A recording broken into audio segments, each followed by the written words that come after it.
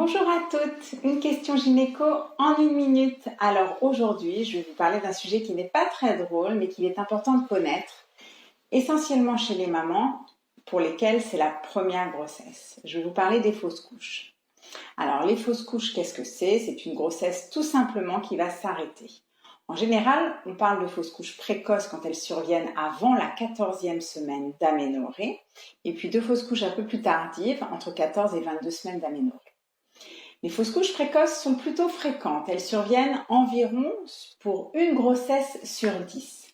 Et dans la majeure partie des cas, c'est-à-dire dans plus de la moitié des cas, il va s'agir d'une anomalie chromosomique, c'est-à-dire que la transmission du matériel entre l'ovule et les spermatozoïdes va se faire de façon incorrecte, tout simplement, et puis une grossesse qui n'est pas viable va s'éliminer naturellement.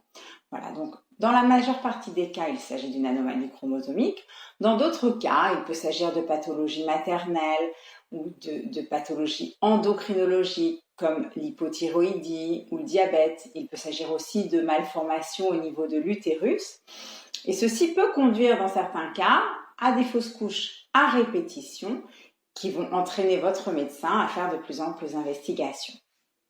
Comment se présente une fausse couche?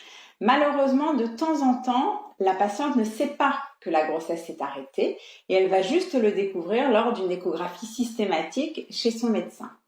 Et puis parfois, il peut y avoir des symptômes tels que des petits saignements, un petit peu marron, voire de vrais saignements comme des règles ou des douleurs abdominales, à type de règles aussi, voire même plus importantes. Dans tous les cas, lors de l'échographie de datation et puis lors de la surveillance de la grossesse, regardez l'activité cardiaque du bébé est le principal examen qu'il faut faire pour éliminer une fausse couche.